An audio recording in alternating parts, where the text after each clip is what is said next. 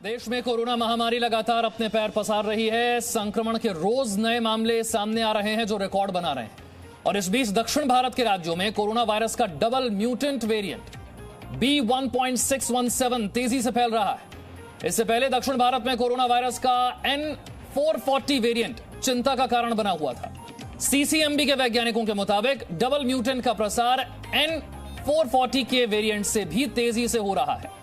तो ये अलग अलग वेरिएंट्स जो सामने आ रहे हैं, ये पहले के मुकाबले ज्यादा तेजी से फैल रहे हैं, ज्यादा जल्दी बीमार कर रहे हैं, जो चिंता का कारण बने हुए हैं।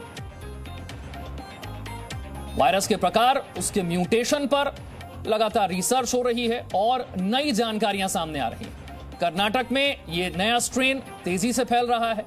CCMB के वैज्ञानिकों की तरफ से यह बड़ा दावा रिसर्च के बाद किया गया है। आंध्र प्रदेश और तेलंगाना में भी इसी की वजह से संक्रमण के मामले बहुत तेजी से बढ़ रहे हैं। दूसरा वेरिएंट पहले के मुकाबले ज्यादा खतरनाक। नए वेरिएंट का प्रभाव क्षेत्र क्या है यह समझ लीजिए। आंध्र प्रदेश के विशाखापट्टनम और आसपास के जिले, यहां पर जो नया वेरिएंट है उसी की वजह से मामले तेजी से बढ़ रहे हैं। इसके अलावा नए वेरिएंट का प्रभाव कहां कहां है? महाराष्ट्र में, कर्नाटक में और तेलंगाना में इस वेरिएंट का असर नजर आ रहा है।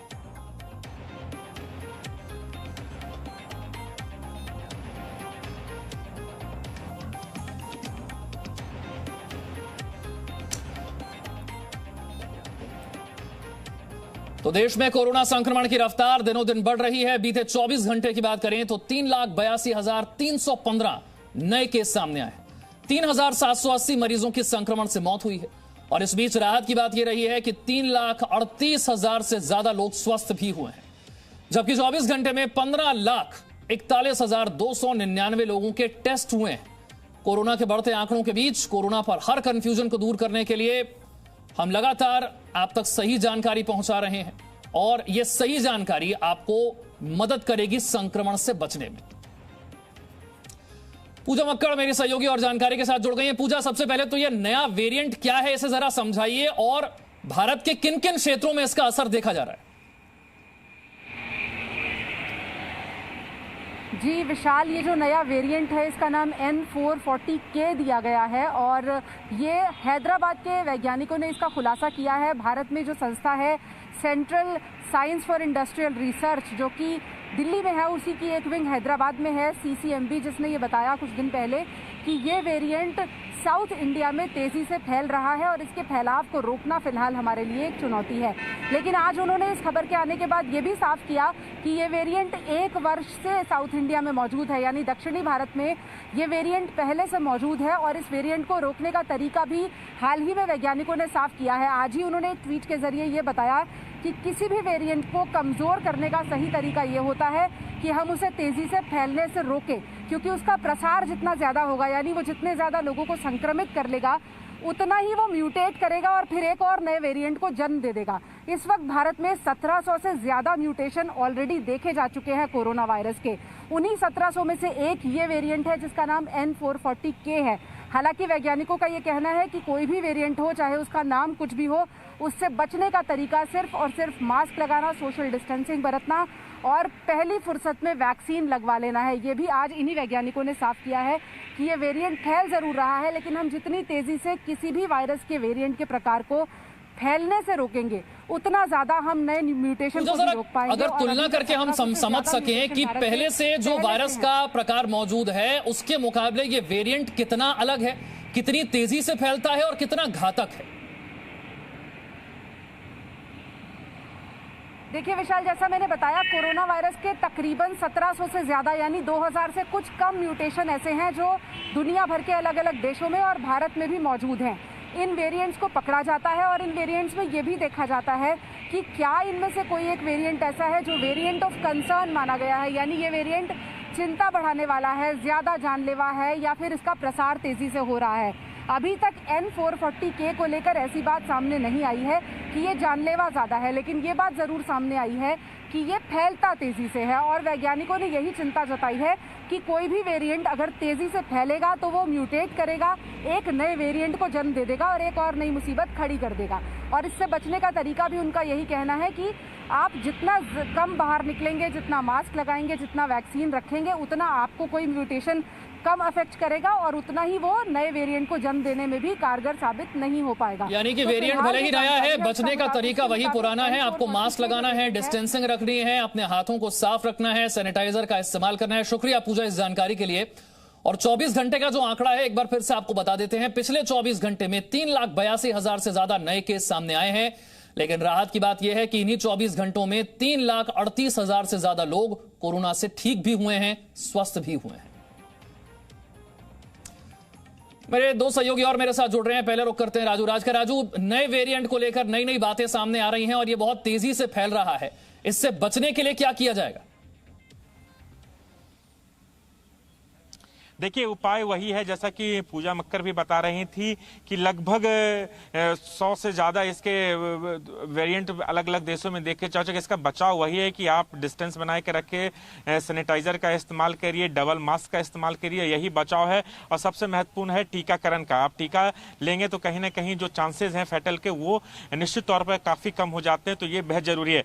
लेकिन विशाल, मैं आज ऐसे एक शख्स से जी न्यूज़ पे लाना चाहता हूँ, बात करवाना चाहता हूं, जिनके जज्बे को सलाम करना चाहिए। दिल्ली पुलिस में एएसआई हैं, एएसआई राकेश कुमार, जो पिछले 13 अप्रैल से लोगों के अंतिम संस्कार में मदद कर रहे हैं और हर रोज 50 से 52 लोगों के अंतिम संस्कार में मदद करते हैं। इस कोरोना काल में जिन लोगों की मौत होती है वो उनके परिवार से काफी कम लोग होते हैं। कई ऐसे लोग होते हैं जिनके पास कंधा देने के लिए नहीं होते हैं। वहां पर ये शख्स लोगों की लकड़ियां से लेकर पूजा सामग्री से लेकर तमाम संस्कार में जो सामान उचित होते हैं वो मुहैया कराते हैं, खुद क्रीमेशन करते हैं, अपने पुलिसकर्मियों के साथ मिलकर कंधा देते हैं। राकेश जी, कब से आप ये काम कर रहे हैं और किस तरीके से आप लोगों की मदद कर पा रहे हैं? मैं 13/4/2021 से काम कर रहा हूँ जी, लोधी रोड पे शमशान घाट में सर। तो जैसे किसी की कोई 1-2 बुजुर्ग आते हैं, बस उनकी बॉडी को कंधा देकर अंदर ले जाते हैं जी, चिता लगवाते हैं, लकड़ी ढोवाते हैं उनकी जी, और पूजा सामग्री लगाकर उनमें फिर उनकी वो अग्नि लगवाते हैं सर। ऐसे कितने लोगों की हर रोज आप मदद कर पा रहे हैं? ऐसे जी 15-20 आदमी डेली आ जाते हैं जी ऐसे सर। अच्छा। और बाकी तो जी 50, 52, 56, 58, 60 ऐसी बॉडी हो जाती है डेली जी। 13 अप्रैल से लेकर अब तक कितने लोगों के अंतिम संस्कार में आप लोगों ने मदद की है? कम से कम जी 1100 के करीब आदमी की समथिंग मदद कर दी सर।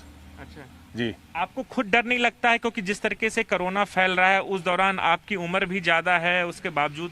सर मैंने दोनों टिक्के लगवा रखे जी, अपने कंसेट लगाता हूँ, डबल मास्क लगाता हूँ, ग्लव्स वगैरह, मास्क वगैरह, सैनिटाइजर अपनी गैल रखता हूँ जी। तो सारा काम फिट करके चलता हूँ। 2 टाइम नहाता हूँ, सुबह शाम गर्म पानी से सर। अच्छा। और काढ़ा वगैरह सब लेता हूँ सर। अच्छा जी। कितने आपने बताया कि अब तक 13 अप्रैल से लेकर अब तक 1100 लोगों के अंतिम संस्कार में मदद की। कई अपने हैं जो सामने नहीं आते, ऐसे परिस्थिति में आप लोग क्या करते हैं? सर उनकी बॉडी को कंधा दे के ले जाते हैं जी, ले जाकर अंदर चिता लगवाते हैं जी, पंडित से चिता पे रखते हैं और फिर अग्नि देते हैं। अगर भी अग्नि नहीं देते तो हम दे देते हैं सर अग्नि उनकी तरफ से। तो कितने लोगों की अग्नि अब तक आप लोगों ने दिया है? अग्नि कम से कम 100 आदमी करीब हमने करवा दीजिए। अच्छा, 100 लोगों की अग्नि दी। उनके परिवार से कोई और नहीं आता? नहीं जी नहीं, परिवार से कोई नहीं आता, बाहर बैठ जाते हैं सड़क पे जी। अच्छा। वे कहते हैं करवा दो जी किस डाल। अच्छा जी, ये करते हैं जी। तो आपने विशाल देखा कि किस तरीके से बिल्कुल इस मुश्किल वक्त में मदद का हाथ बढ़ाने वालों की कोई कमी नहीं है और उन्हीं में से एक ये शख्स भी हैं। बहुत बहुत शुक्रिया राजू। हम अब मुंबई का रुख करते हैं, राजीव रंजन मेरे साथ है। राजीव, आज की कोरोना की स्थिति की अगर हम बात करें मुंबई समेत पूरे महाराष्ट्र की और वैक्सीनेशन को लेकर अगर खास तौर पे मैं जानना चाहूं, क्या स्थिति है आज? देखिए विशाल, अगर सबसे पहले मैं मुंबई की कोरोना की स्थिति बता दूं, कल से आज की अपेक्षा जो अगर देखा जाए 24 घंटों में, वो लगभग 55 संख्या में कमी आई है। यानी जो कोरोना संक्रमण का तेजी से बढ़ रहा था वो 55 कल की अपेक्षा आज जो है 55 की संख्या कम है। यानी अभी भी आंकड़ा वही है, आंकड़ा बढ़ते ही जा रहा है, लेकिन आज जो है 55 की कमी आई है। मरने वालों की संख्या में भी लगभग 12, कल की अपेक्षा आज अगर देखा जाए तो उसमें 12 लोगों की कमी आई है। अब बात करते हैं आखिर वैक्सीनेशन का। वैक्सीनेशन के लिए मुंबई के वैक्सीन सेंटरों को 1 लाख के करीब नए वैक्सीन मिले हैं, यानी 1 लाख के वैक्सीन वायल मिले हैं, जिससे जो सरकारी सेंटर हैं आज वहां 45 साल से ऊपर के लोगों को भी वैक्सीन लगाया जाएगा।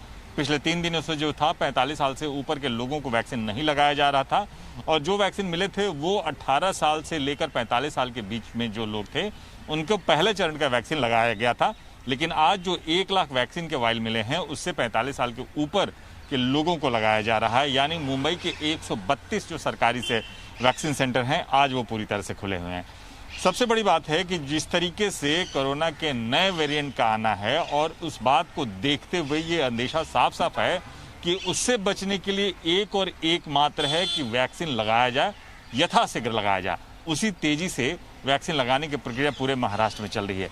यानी आज जो पहले से काफ़ी सेंटर बंद थे उन सेंटरों पर भी आज वैक्सीन लगाए जा रहे हैं। मुंबई हो, पूना हो और अलग अलग इलाके हैं वहाँ भी वैक्सीन लगाए जा रहे हैं। वैक्सीन लगाने की जो रफ्तार है वो ज़्यादा बढ़ाई दी गई है क्योंकि जिस तरीके से दक्षिण से जो दूसरा जो कोरोना का दूसरा जो वेरिएशन बढ़ रहा है, जो वेरिएंट बढ़ रहा है उसको कंट्रोल करने के लिए ये एक उपाय बच रहा है। अब इस बात को लेकर पूरी तरह से सरकार आश्वस्त होना चाहती है कि जो नए जो वेरिएंट है उसको रोकने के लिए हर तरह के कदम उठाए जाएं। राजीव, मैं आपके पास लौटूंगा। एक और बड़ी खबर अपने दर्शकों को बता देते हैं। प्रधानमंत्री मोदी ने हेल्थ वर्कर्स और नर्सों की तारीफ की है। कहा है कि यह देखकर अच्छा लगता है कि वैक्सीन की बर्बादी कम करने में हम उदाहरण पेश कर रहे हैं। कोरोना के खिलाफ लड़ाई को मजबूती देने के लिए वैक्सीन की बर्बादी को रोकना बहुत महत्वपूर्ण है। हेल्थ वर्कर्स की, नर्सों की तारीफ की है प्रधानमंत्री मोदी ने और खासतौर से वैक्सीन की बर्बादी को रोकने को लेकर यह तारीफ की गई है। वैक्सीन पूरे देश में पर्याप्त मात्रा में उपलब्ध कराने की कोशिश केंद्र सरकार कर रही है, लेकिन इस बीच वैक्सीन की बर्बादी रोकना यह बहुत जरूरी है। इसी को लेकर प्रधानमंत्री ने तारीफ की है। राजीव, प्रधानमंत्री तारीफ कर रहे हैं खासतौर से हेल्थ वर्कर्स और नर्सों की, क्योंकि कुछ दिन पहले तक कई राज्यों से वैक्सीन की बर्बादी की खबरें आ रही थी। उसे रोकने में हमने काफी हद तक सफलता हासिल की। जाहिर है विशाल, जिस तरीके से हेल्थ वर्कर और नर्सों ने काम किया है वो कम समय में, अगर मैं बात करूं कि मुंबई के जो जंबो वैक्सीन सेंटर है वहां लगभग 60,000 वर्करों को 60 नर्सों को वहां डिप्यूट किया गया है। दूसरी बात, जो नए लोगों को यानी 18 साल से लेकर 44 साल के लोगों को वैक्सीन लगाने की बात कही गई, वहां 40 और नर्सों को यानी वैक्सीन लगाने वाले लोगों को वहां डिप्यूट किया गया। यानी एक जंबो सेंटर पर तकरीबन 100 लोग हैं जो वहां वैक्सीन लगाए जाते हैं। और ये वैक्सीन लगाने की रफ्तार देखिए, एक दिन में 7 से 8 हजार लोगों को वैक्सीन लगा सकते हैं। रिकॉर्ड उन्होंने बताया था पिछले दिनों जब केवल 45 साल से ऊपर के लोगों को लगाया जा रहा था, उन्होंने 7,800 लोगों को वैक्सीन लगाकर रिकॉर्ड बनाया था। इसी तरह से कई ऐसे जो जंबो सेंटर हैं या जो दूसरे जो बीएमसी के जरिए अलग अलग वार्ड में जो खोले जा रहे हैं वहां भी नर्सों के डिप्यूटेशन यानी उन्हें बड़ी मात्रा में वहां डिप्यूट किया जा रहा है कि जिससे वैक्सीन खोलने के बाद यानी फ्रीजर से निकालने के बाद तुरंत के तुरंत उन्हें वैक्सीन दे दिया जाए, वैक्सीन की बर्बादी ना हो। अगर एक वैक्सीन बर्बाद होता है तो निश्चित तौर पर एक व्यक्ति छूट जाता है वैक्सीनेशन होने से, और इस तरह से अगर देखा जाए तो कोरोना का म्यूटेशन जो है वो बढ़ता जाता है। लेकिन इस तरीके से सही में इन जिन लोगों ने, जो फ्रंट वर्कर और डॉक्टर और नर्सों ने जो काम किया है वो सराहनीय काम है और प्रधानमंत्री नरेंद्र मोदी ने जरूर इसे सराहा है। और इनकी सराहने की जो बातें साफ साफ है कि उन्होंने उनकी बदौलत यानी इन फ्रंट वर्करों की बदौलत वैक्सीन बर्बाद होने से बचता रहा।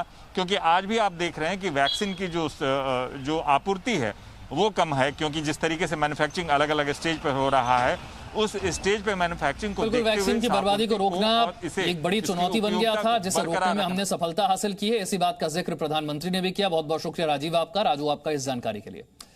कोरोना काल में जहां वायरस के डर से कई जगहों पर परिवार और दोस्त भी एक दूसरे की मदद करने से कतरा रहे हैं, वहां श्रीनगर में एक परिवार लोगों के लिए मददगार बन रहा है। श्रीनगर में फूड होम डिलीवरी सेवा चलाने वाले राइस अहमद और उनकी पत्नी कोरोना पॉजिटिव लोगों और हेल्थ वर्कर्स को मुफ्त में खाना मुहैया करवाते हैं।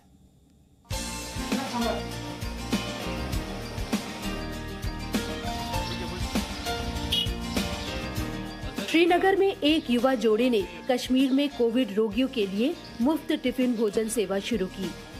वो मानते हैं कि एक दूसरे का साथ निभाकर जीती जा सकती है ये जंग। हमारा लड़का निकल चुका है, अब तक 2 मिनट में इंशाल्लाह पहुंच रहा है वो।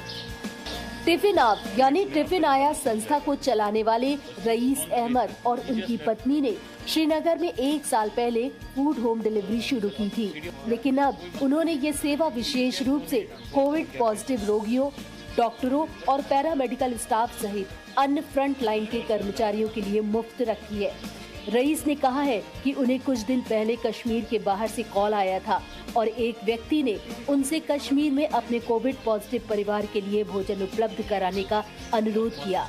हमने फूड फॉर कश्मीर कैंपेन उसका आगाज़ किया, हमने सोशल मीडिया साइट्स पे चढ़ाया वो, और अल्हम्दुलिल्लाह लोगों का काफ़ी अच्छा सपोर्ट रहा। हमने कई सारे डॉक्टर से सजेशंस ली कि इनको कैसा खाना होना चाहिए, क्योंकि कई सारे डॉक्टर्स को उन तक भी हम खाना पहुंचाते हैं, क्योंकि पेशेंट को ऑक्सीजन की भी ज़रूरत है और उसको खाने की भी ज़रूरत है, उसको अच्छा खाना मिलना चाहिए, हाइजीनिक फूड, और क्योंकि अच्छा खाना जब मिलता है तो इंसान भी ठीक रहता है।